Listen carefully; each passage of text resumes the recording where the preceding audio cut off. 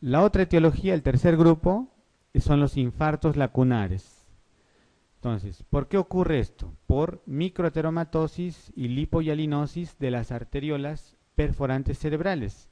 ¿Se acuerdan cuando les mostré un esquema de la arteria cerebral media con unas ramas terminales y les dije que esas arterias no tenían anastomosis, ¿no? Cuando ocurre infarto en estas arterias, generalmente da origen a los infartos lacunares. ¿Y por qué se caracterizan los infartos lacunares? Porque son menores de 15 milímetros, ¿ya? Los infartos lacunares son menores de 15 milímetros, son bastante pequeños, ¿no? Ahora, como está localizado ese infarto en la parte profunda del cerebro, ¿no? No existe, dice, ¿no? Disfunción cerebral superior ni hemianopsia, ¿no? ¿Entienden eso? ¿No? Porque, por ejemplo, el lenguaje, la escritura, etcétera, son funciones corticales, ¿no? Pero en la parte profunda esas áreas no están comprometidas, por eso es que no hay trastornos de funciones mentales superiores, ¿sí? Tampoco hay hemianopsia porque a ese nivel no están las vías visuales, ¿ya? Entonces, esas son características clínicas que a ustedes les orienta a pensar en un infarto lacunar. Entonces, por ejemplo, un paciente con un infarto lacunar puede estar con una hemiplegia, ¿no? Profunda, pero el paciente les va a hablar, de repente con su disartria, pero les va a hablar, va a estar orientado, les va a explicar qué sintió, qué le pasó, etcétera, ¿ya? No hay trastorno de funciones mentales superiores. En cambio, un paciente que tiene un infarto de la cerebral media, igual va a estar de repente con su hemiparesia, ¿no? Va a tener de repente afasia o inatención, como les decía, y otros trastornos, ¿no? De repente mianopsia, cuadrantonopsia, etcétera. O sea, hay trastorno de función cortical o función mental superior, ¿ya?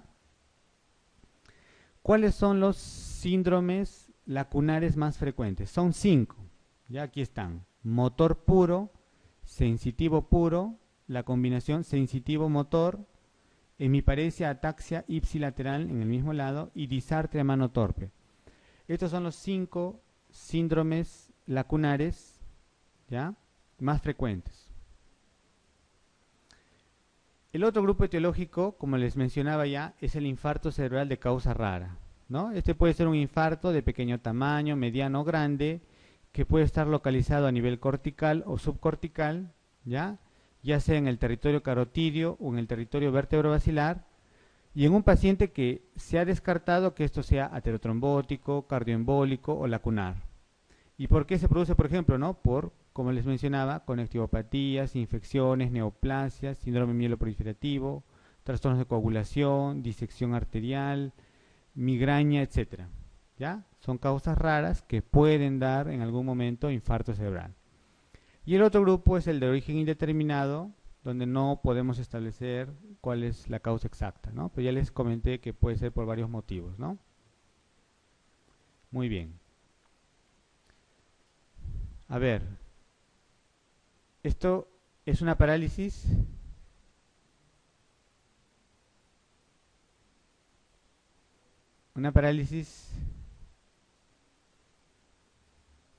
facial, ya, de tipo central o periférico.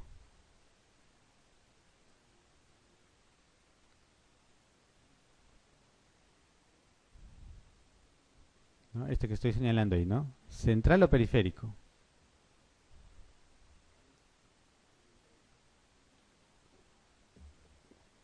¿Sí? Y este de acá, ya, tú dices que este es central y este es periférico. ¿Sí? Ya. ¿Y este de acá? Ya, bueno, yo he traído esto para que observen un poco, ¿no? Entonces, la parálisis facial es frecuente en los infartos, por lo que les he explicado, por la distribución, ¿no? En el cerebro de la cara, ¿no? Entonces, es muy frecuente que el paciente tenga parálisis facial. Entonces, lo que nosotros tenemos que distinguir acá es si es central o periférico, ¿ya? Periférico es cuando se compromete todo, la parte superior y la parte inferior. Eso es periférico. Entonces aquí, por ejemplo, le están diciendo al paciente que sonría, ¿no? Que muestre los dientes, ¿no? Y obviamente aquí lo hace bien y aquí no lo hace. ¿No es cierto? Ahora, le están diciendo que eleve las cejas, ¿no? Entonces miren acá, se arruga esta parte y esta parte no se arruga. ¿Está bien? Y más o menos se ve aquí también lo mismo, ¿no? Entonces, esta es una parálisis periférica. Se afecta todo el lado. Los dos son lo mismo, ¿no? Son periféricas. ¿Ya? Ahora, si nos olvidamos de esta parte, claro, uno podría decir que esto es central, ¿no? Porque afecta esta parte. Pero no olvidemos esta otra parte, ¿no? Entonces, los dos son parálisis periféricas. Y esta es una parálisis central. Porque miren, aquí hay las arrugas y aquí hay asimetría facial. ¿Ya? Entonces no se olviden, la parálisis facial periférica afecta toda la hemicara. La parálisis facial central solo afecta la parte inferior. ¿Está bien? Entonces así ustedes pueden sospechar si esto es central, ¿no? Y si puede ser por un infarto o una hemorragia, etcétera, o si es periférico, ¿no? Si es un problema del nervio nada más. ¿Ya? ¿Cómo hacemos la evaluación de un paciente que sospechamos un infarto? Lo primero que tenemos que hacer es una tomografía. Y tenemos que hacer una tomografía sin contraste. ¿Ya? Porque el contraste generalmente lo usamos, por ejemplo, para ver tumores, abscesos, granulomas, etcétera, ¿no? En cambio, un infarto, lo único que queremos ver es ¿qué cosa? Claro, tenemos que distinguir si es una hemorragia o si es un infarto.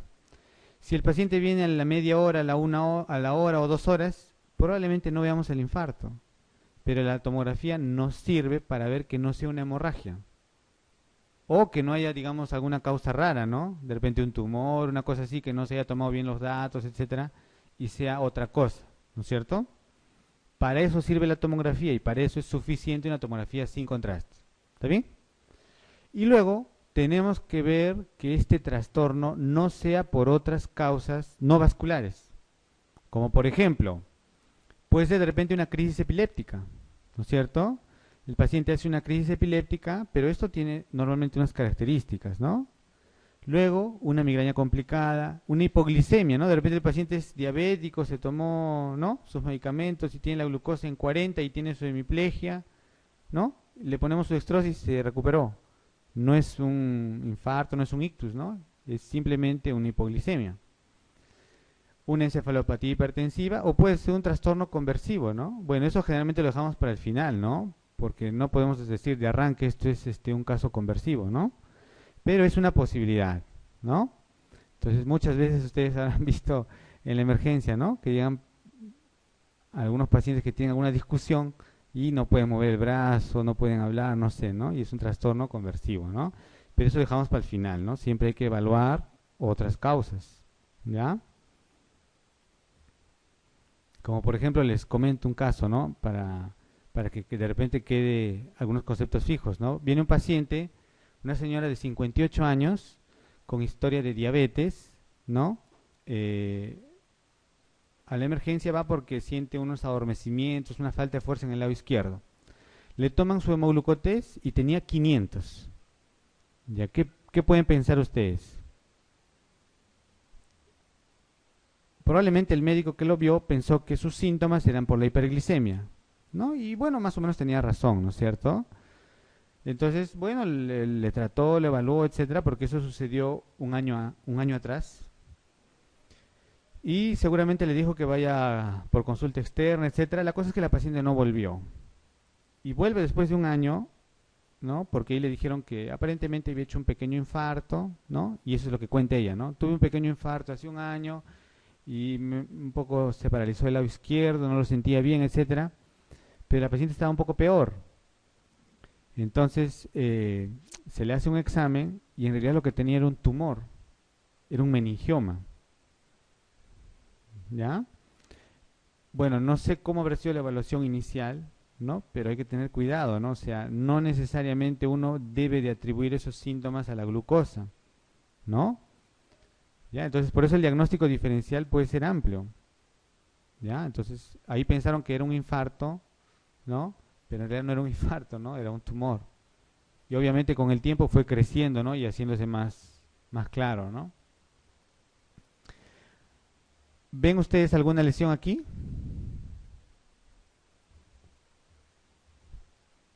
Pueden opinar para que la clase sea un poco más amena, ¿no? Yo creo que cuando ustedes opinan y están en lo cierto o si es que hay que corregir algo, se les va a quedar mejor las ideas, ¿no? Ya, yo sé que están viendo esto, ¿no es cierto? ¿Sí? ¿No? Aquí se ve algo, ¿no es cierto? Que es diferente a este lado. Miren aquí cómo están los surcos, las fisuras, y aquí no se ve. Entonces uno puede sospechar de que aquí el paciente está haciendo un infarto, ¿no? Claro, habría que conocer la clínica, ¿no? Pero ya más o menos uno se puede orientar. Este es un paciente que estaba haciendo un infarto y se le toma un control al día siguiente y miren, ¿no? Ahí ya se ve muy bien, ¿no? Es un infarto, ¿de dónde? De la arteria,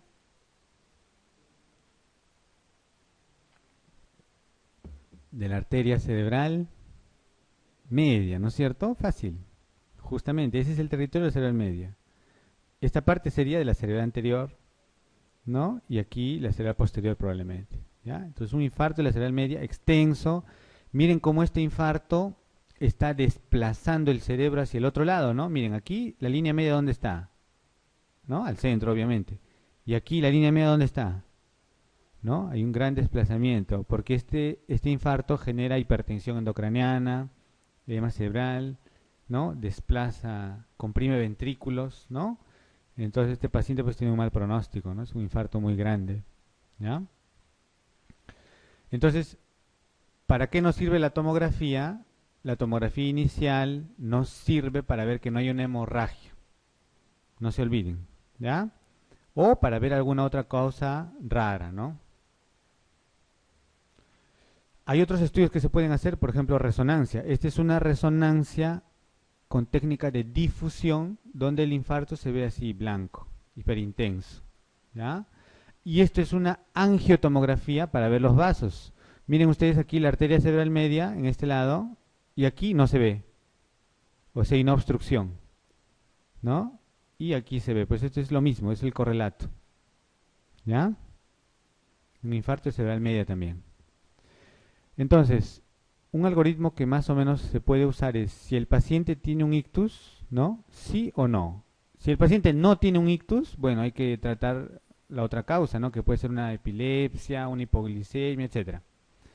Si el paciente tiene un ictus, hay que ver si el paciente se puede trombolizar o no, ¿ya? De acuerdo a los criterios. Si es candidato para trombolisis, va a protocolo de trombolisis. Si no es candidato para trombolisis, en algunos sitios se puede hacer tratamiento endovascular, ¿no? Y de acuerdo a la complejidad del establecimiento, si es que se puede, se hará eso. Si no, el paciente va a medidas generales. ¿Y qué cosas son las medidas generales? ¿Qué creen que sean las medidas generales? Oxígeno, ver que no haga mucha hipertensión, ¿no? Que no haga hipoglicemia o hiperglicemia, que no haga fiebre. Esas son las medidas generales. Parece algo sencillo, pero en realidad es muy importante por lo que les expliqué al inicio. ¿Se acuerdan de esa penumbra, infarto, etcétera? Si nosotros no hacemos nada al inicio, pues toda esa zona de penumbra se va a transformar en un infarto, ¿ya? Por eso es importante estas medidas generales, ¿ya? Entonces, para los pacientes con infarto, cuando se tiene disponible, digamos, el TPA, ¿no? El activador del plasminógeno tisular, eh, ¿qué pacientes podrían usar esto? Los pacientes que tienen un infarto, que se pueda, que el déficit neurológico sea medible, ¿ya? Que se pueda objetivar, ¿no? Que el inicio de síntomas sea menos de 3 horas, ¿no? Y en algunos casos hasta 4.5 horas, y que el paciente sea mayor de 18 años. Hay criterios de exclusión. Obviamente, si el paciente tiene un trastorno de coagulación, si lo han operado de repente los días previos, ¿no? Si tiene un infarto cardíaco, etcétera, no lo vamos a trombolizar porque puede sangrar, ¿no es cierto? Entonces existen unos criterios de exclusión, ¿no? Que no creo que sea necesario que lo sepan de memoria, pero ustedes tienen que tener, pues, digamos, una lógica, ¿no? Si el paciente tiene plaquetas bajas, no lo vamos a trombolizar, ¿no? Si tiene un INR alto, tampoco, ¿ya? Entonces, así, hay ciertos criterios, ¿no?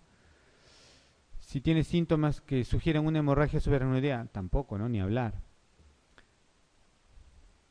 Entonces, ¿cómo es el tratamiento? Se puede hacer trombolisis en el paciente que cumpla los criterios, ¿ya?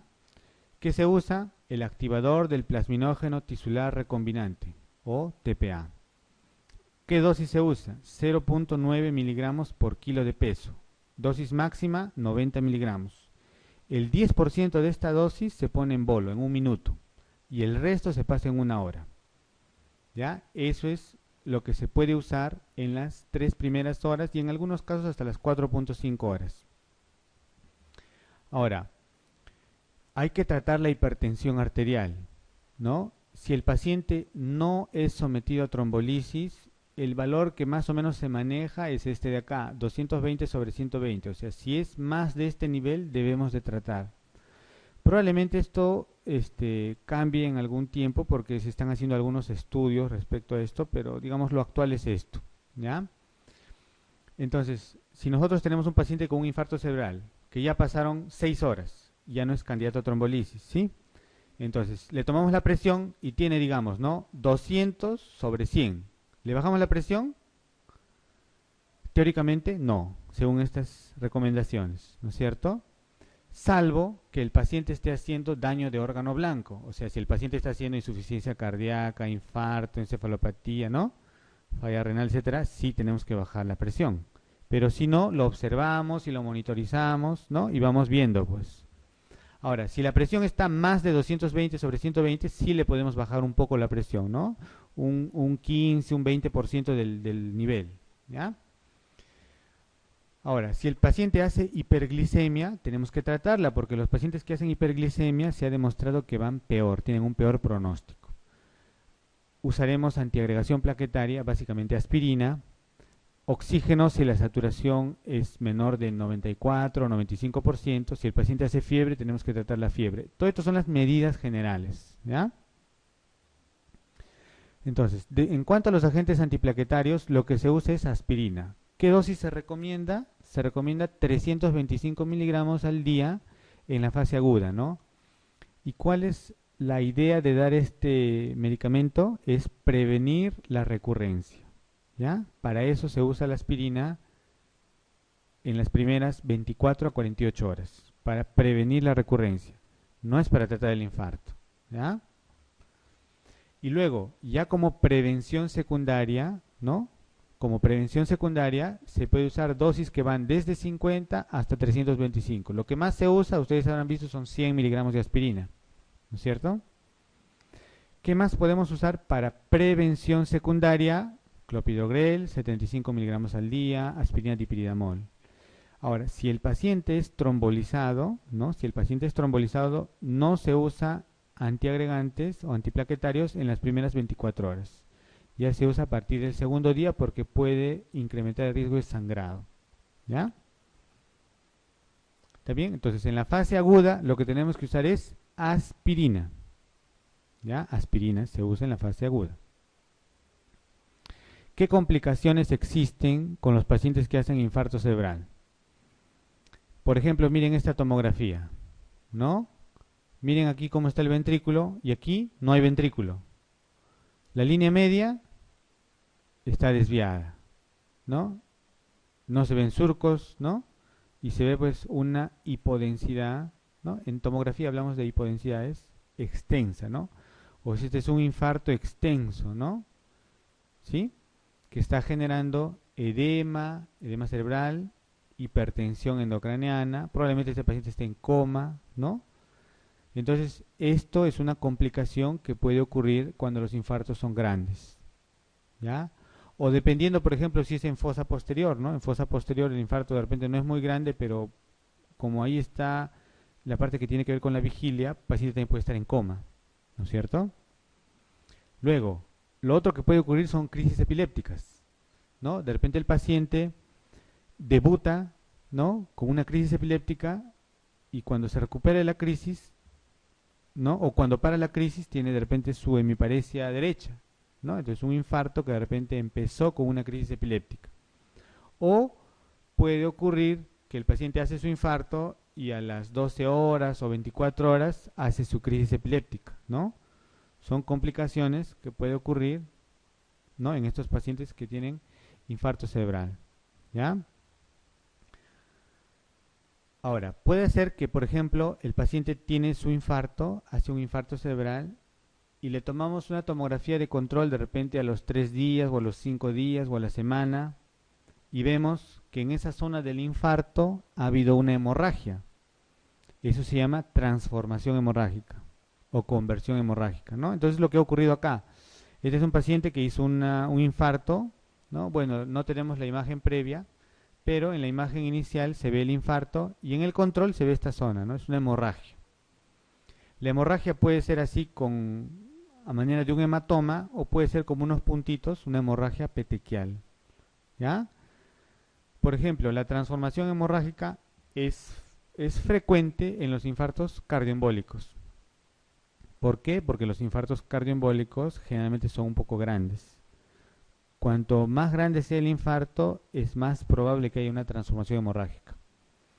¿Por qué ocurre la transformación hemorrágica? Porque en esa zona infartada hay una reperfusión, ¿no? Y ahí es donde ocurre el sangrado. Y peor es, por ejemplo, si el paciente está con las presiones muy altas, ¿no? Entonces puede favorecer una transformación hemorrágica, ¿ya? Esas son las complicaciones neurológicas principales de los infartos. Muy bien, entonces hemos hecho una revisión rápida y ahora vamos a volver a nuestro caso, ¿no? Entonces dice, ¿no? Este es un paciente de 68 años, hipertenso, fumador, con diabetes y bypass. Entonces, aquí tienen resumido ustedes los factores de riesgo de la enfermedad cerebrovascular. Tiene todos los factores, ¿sí? Dice, mientras conversaba por teléfono, presenta en forma brusca imposibilidad para hablar. Entendía lo que decían, pero no podía hablar. ¿Qué cosa es eso? Una afasia de Broca, ¿no es cierto? Una afasia de Broca, una afasia de expresión. La presión estaba en 18/10. Dice que tomó su enalapril y en 20 minutos ya estaba normal. ¿Qué cosa hizo acá? Un TIA, ¿no es cierto? ¿Ya ven? Hizo un TIA, ¿no? Se recuperó y ya estuvo bien. Un día después, un cuadro similar, pero además falta de fuerza en el brazo derecho. Y va a la emergencia. Al ingreso, 16/10, no podía hablar ni escribir, obedecía órdenes, borramiento del surco nasogeniano derecho, paresia en el miembro superior derecho, con Babinski, sin alteración sensitiva y sin signo meningios. ¿Qué es esto?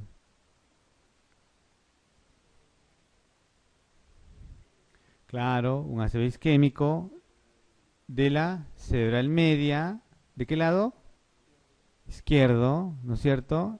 De etiología aterotrombótica. Fácil, ¿no es cierto? Entonces, miren, el caso clínico les ha resumido toda la clase. Ahí están los factores de riesgo, ¿no? La clínica, ¿sí? Y ustedes con todos esos datos ya pueden saber qué cosa es ¿no? El diagnóstico, la etiología, etcétera, ¿no? ¿Sí? Para comentarles algo de las afasias, la afasia donde el paciente no puede hablar, pero sí comprender, es la afasia de Broca, ¿no? Como este caso, ¿sí? Y la afasia donde el paciente no comprende, ¿cómo se llama? Wernicke, ¿no es cierto? Esas son las dos afasias más frecuentes, ¿no? Principales, ¿no? En la de Wernicke el paciente puede hablar, dirá de repente palabras incoherentes, o sea, de repente parafasias, neologismos, ¿no es cierto? No va a entender lo que uno le dice, ¿no? Las órdenes, ¿ya? Pero sí va a poder hablar, ¿no? Y en el paciente con afasia de Broca, el paciente sí va a entiende las órdenes, todo, pero no puede hablar, ¿no? Existen otro tipo de afasias también. Por ejemplo, la afasia nominal. Uno le muestra un lapicero, un reloj, etcétera. El paciente te dice, ¿no? Esto sirve para escribir, para ver la hora, pero no puede decir cómo se llama ese objeto, ¿no? Es una afasia nominal, ¿ya? Existen otras afasias transcorticales, transcortical motora y transcortical sensitiva. La transcortical motora es algo parecido al Broca, pero el paciente puede repetir, ¿ya? Afasia transcortical motora es similar a la afasia de Broca, pero el paciente puede repetir. La afasia transcortical sensitiva es parecido a un Wernicke, pero puede repetir. O sea, las afasias transcorticales lo que caracteriza es que pueden repetir, ¿ya? Por ejemplo, un paciente con afasia de Broca, ustedes le dicen, ¿no? Repita, mamá, y el paciente no va a poder repetir, ¿no? Le da una palabra y no repite, ¿ya? Porque no puede, pues, expresarse bien, ¿no es cierto? Pero si el paciente repite, ya es una transcortical motora, ¿ya? El paciente con afasia de Wernicke va a hablar neologismos, parafasias, no va a entender, pero ustedes le dicen para que repita y repite, es una afasia transcortical sensitiva. Si el paciente no habla nada y no obedece nada, ¿qué tipo de afasia es?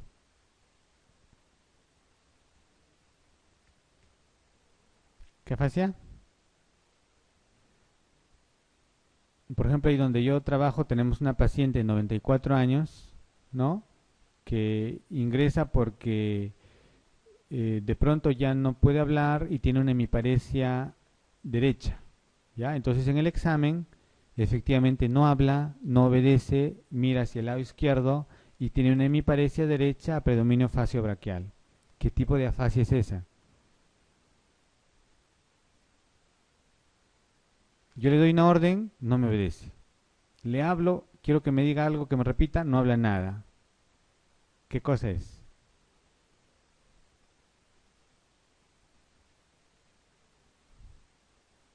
Es una afasia global, así se llama. El paciente está mudo, ¿ya? ¿Está bien? Entonces, más o menos esos son los tipos de afasia, ¿ya? Para que tengan una idea.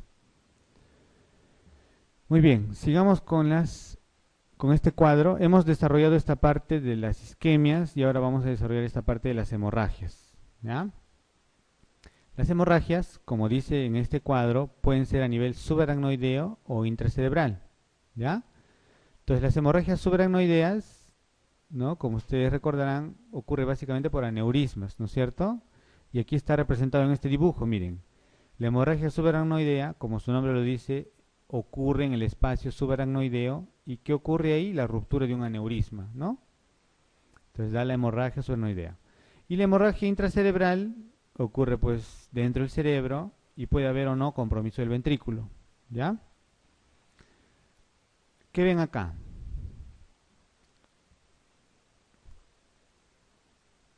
Una hemorragia subaracnoidea, ¿no es cierto? Miren, cómo aquí en la cisura de Silvio, ¿no? Existe sangre, en esta parte hay sangre, todo es sangre, esto no debería haber. Y aparte tienen dilatado estos segmentos de los ventrículos, está haciendo hidrocefalia. Las hemorragias cerebrales pueden ser profundas, ¿no? Pueden ser a nivel, por ejemplo, del caudado, del putamen, del tálamo, hemorragias lobares, en el tronco o en el cerebelo. Y esas son las localizaciones. Las hemorragias representan más o menos el 15% de las enfermedades cerebrovasculares. Hay dos tipos de hemorragias, las hemorragias intraparenquimatosas y las subaracnoideas. ¿Cuál es la importancia de las hemorragias? Es la mortalidad. El 50% son mortales, ¿ya? O sea, a corto plazo una hemorragia tiene peor pronóstico, porque el paciente puede fallecer, ¿ya?